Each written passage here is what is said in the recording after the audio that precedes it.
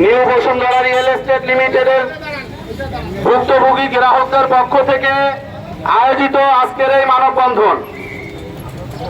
সংগ্রামী বন্ধুরা আমার, আজকে আমরা এখানে যারা উপস্থিত হয়েছি আমরা প্রত্যেকেই আজকের এই নিউ বসুন্ধরা রিয়েল এস্টেট লিমিটেডের একজন সদস্য। আজকে এই নিউ বসুন্ধরা রিয়েল এস্টেট লিমিটেডের সাথে সম্পৃক্ত আমরা হয়েছিলাম কিসের কারণে?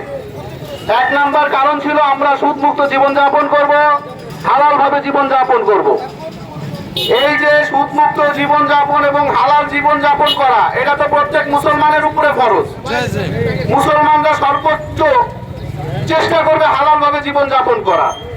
আর ঠিক ইসলামের এই গুরুত্বপূর্ণ একটা বিধান হালাল রুজি ভক্ষণ করা, রাস্তা আটকানো যাবে না, রাস্তা আটকানো যাবে না, হালাল রুজি ভক্ষণ করা এই যে গুরুত্বপূর্ণ একটা ইবাদত, আজকে এসে আমি বলতে বাধ্য হচ্ছি যে জনাব আব্দুল মান্নান তালুকদার সাহেব এই ইবাদতটাকে একটা পুঁজি বানিয়েছে।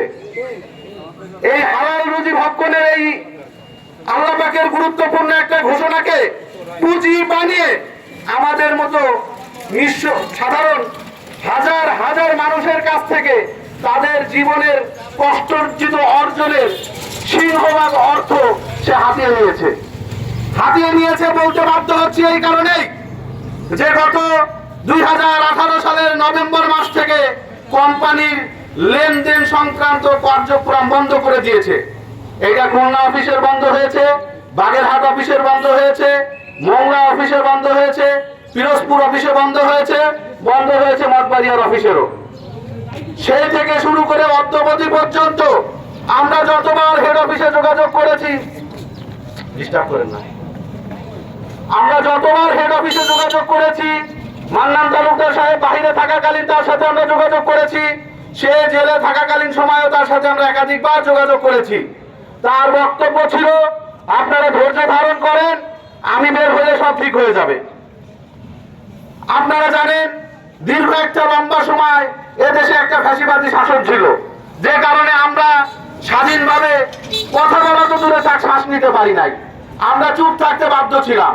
কিন্তু গত 5ই আগস্ট স্বৈরাচার সরকার পতিত হওয়ার পরে আজকে গণ মানুষের চাহিদার ভিত্তিতে সরকার প্রতিষ্ঠিত হয়েছে। আজকের এই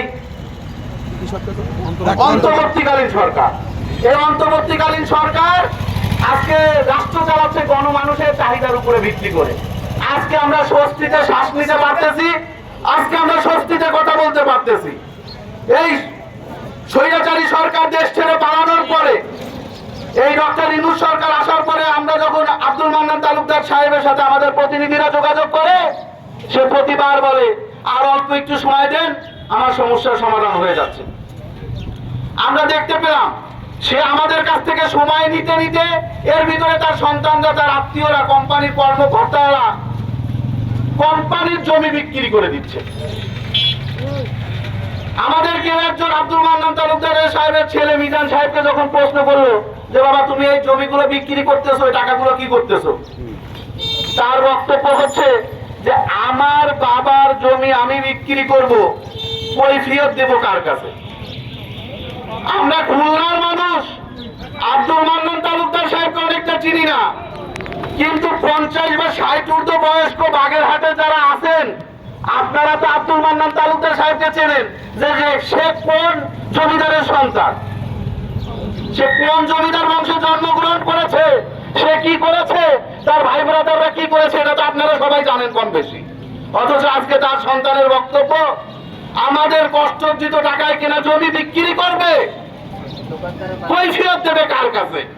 সে কৈফিয়ত দেওয়ার জায়গা খুঁজে পাচ্ছে না, সে কৈফিয়ত দেওয়ার মানুষ খুঁজে পাচ্ছে না। আজকে তার কথা, তাদের আচরণে বাধ্য হয়েছে আমরা রাস্তায় নামতে। আজকের এই মানববন্ধন থেকে আমরা অত্যন্ত দুঃখের সাথে বলতেছি যে গত 2019 সালের 5ই মে,